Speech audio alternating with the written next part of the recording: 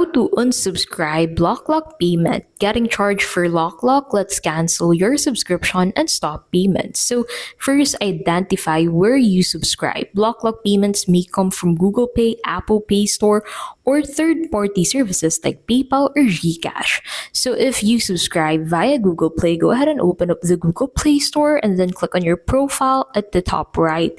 And then from here, select payments and subscriptions and then select subscriptions. So from here, you should find the Loklok subscription that you currently have.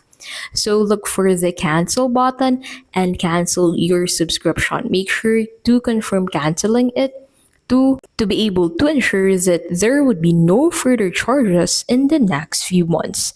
And that is how to unsubscribe Loklok payment.